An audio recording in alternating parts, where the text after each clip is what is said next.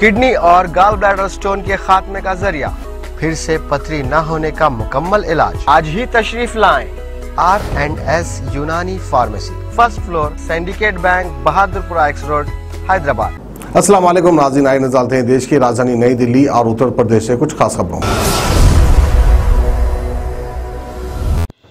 आप सभी का स्वागत है सच न्यूज में। आइए जानते हैं उत्तर प्रदेश और देश की राजधानी से कुछ खास खबरें।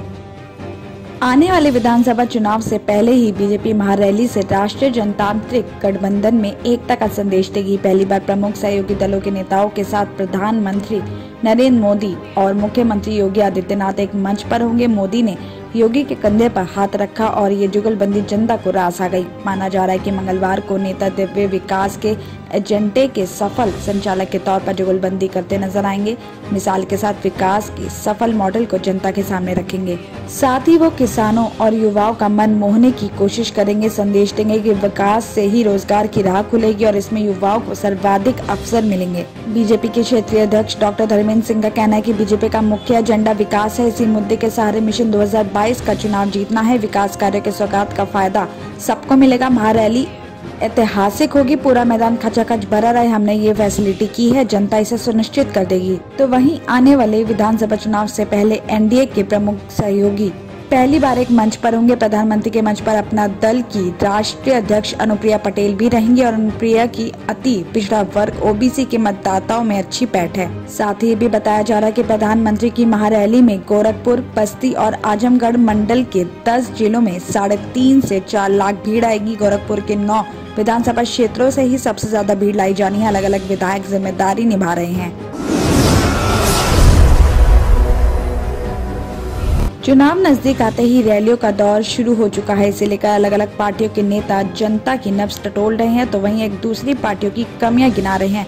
सपा और रालोद के गठबंधन के बाद आज मेरठ में पूर्व मुख्यमंत्री अखिलेश यादव और रालोद अध्यक्ष चौधरी जयंत सिंह ने पश्चिमी यूपी की जनता का मन परखा।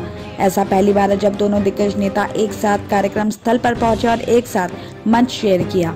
आपको बता दें कि अखिलेश यादव ने मंच से किसानों, नौजवानों, माताओं, बहनों और पत्रकारों का आभार व्यक्त किया। उन्होंने चौधरी चरण सिंह को याद करते हुए अपनी बात शुरू की और कहा कि मेरठ की क्रांतिकारी धरती ने चौधरी चरण सिंह जैसे लोगों को जन्म दिया जिन्होंने किसानों और जनता के हित में काम किया है। बाबा टिकैत को याद करते हुए कहा कि बाबा टिकैत ने इस क्रांतिकारी धरती के किसानों को जगाया है। अखिलेश यादव ने भी कहा कि ऐसी पहली बार है जब मैं इतना बड़ा जनसैलाब देख रहा हूँ। ये जनसैलाब बता रहा है कि इस बार बीजेपी का सूरज डूबेगा और ये जनसैलाब बता रहा है कि ये जनता बीजेपी को हमेशा के लिए पश्चिम से खदेड़ देगी। मंच से अखिलेश यादव ने आगे ये भी कहा कि किसानों का हक मिले और एमएसपी के लिए ठोस फैसला हो। उन्होंने कहा कि बीजेपी किसानों के हक में फैसला नहीं करना चाहती है। गठबंधन किसानों को उनका हक दिलाएगा। बीजेपी के मंत्री और समर्थकों ने किसानों को गाड़ी से कुचल दिया है। मान छीना है, बीजेपी को जाना होगा। ओमिक्रॉन के बढ़ते खतरे के बावजूद दिल्ली में अभी लॉकडाउन लागू होने की आशंका नहीं है। इसकी जगह संक्रमण दर बढ़ने पर सरकार कोविड के अपने ग्रेडेड रिस्पांस एक्शन प्लान यानी गैप पर काम करेगी। अलग अलग रंगों में गैप 4 चरणों में लागू होगा। इसकी शुरुआत संक्रमण दर के 5% पर पहुंचने से होगी। आगे इसके 5% पहुंचने पर ही पूरी तरह से लॉकडाउन की सिचुएशन बनेगी। फिलहाल दिल्ली में संक्रमण दर अभी 0.11% के करीब है। तो वहीं दिल्ली सरकार के स्वास्थ्य मंत्री सत्येंद्र जैन के मुताबिक लॉकडाउन लगाने की जगह मामले बढ़ने पर सरकार गैप लागू करेगी। साथ ही उन्होंने सलाह भी दी है कि नए वेरिएंट से बचने के लिए पहले की तरह मास्क लगाएं। वैक्सीन लगवाने वालों को भी एहतियात बरतने की जरूरत है। और साथ ही एक बार फिर सत्येंद्र जैन ने मांग की है कि केंद्र सरकार ओमिक्रॉन वेरिएंट से प्रभावित देशों से आने वाली फ्लाइट को बैन करे। तो वहीं आपको ये भी बता दें कि बीते अगस्त में दिल्ली आपदा प्रबंधन प्राधिकरण ने गैप को ऑफिशियली मंजूरी दे दी थी। दिल्ली सरकार ने इसे तत्काल प्रभाव से लागू भी कर दिया था।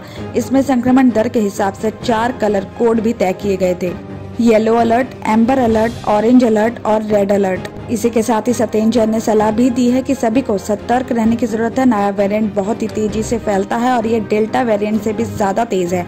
उन्होंने अपील करते हुए कहा कि मास्क ही वायरस के हर वेरिएंट से बचने की एकमात्र शील्ड है। सभी लोग मास्क जरूर लगाएं और जिन्होंने वैक्सीन की दूसरी डोज नहीं लगवाई है वो भी जल्द से जल्द दूसरी डोज लगवा लें। केजरीवाल सरकार की तरफ से अयोध्या भेजे गए 1000 तीर्थयात्रियों का दल सोमवार शाम को दिल्ली पहुंचा है। तीर्थ यात्रा से लौटे यात्रियों के चेहरे पर खुशियां और सुकून दिखाई दिया। कैबिनेट मंत्री गोपाल राय और विधायक वीरेंद्र सिंह कादियान के साथ आम आदमी पार्टी के कई वरिष्ठ नेताओं ने दिल्ली लौटे यात्रियों का स्वागत किया। अयोध्या से लौटे तीर्थ यात्री ने सीएम अरविंद केजरीवाल को हमेशा विजयी होने का आशीर्वाद दिया। यात्रियों ने दिल्ली सरकार की तरफ से तीर्थ यात्रा के दौरान किए इंतजामों की भी प्रशंसा की। इस मौके पर गोपाल राय ने कहा कि जनवरी में करतारपुर साहिब और बैलकनी की तीर्थ यात्रा पर दिल्ली के बुजुर्गों को जाने का मौका मिलेगा। गोपाल राय ने आगे भी कहा कि मुख्यमंत्री की तरफ से शुरू तीर्थ यात्रा योजना आगे भी जारी रहेगी। अगली यात्रा करतारपुर साहिब और बैलकनी की होगी। साथ ही सफदरजंग रेलवे स्टेशन पर तीर्थ यात्रियों के पहुँचने के बाद एक तरफ हमारा श्रवण कुमार केजरीवाल के नारों से गूंजने लगा, तो वहीं मुख्यमंत्री अरविंद केजरीवाल ने ट्वीट करते हुए लिखा है कि माता पिता सम्मान, हमारे बुजुर्ग श्री राम जी के दर्शन करके अयोध्या से लौटे हैं। इनके चेहरे की खुशियां देखिए।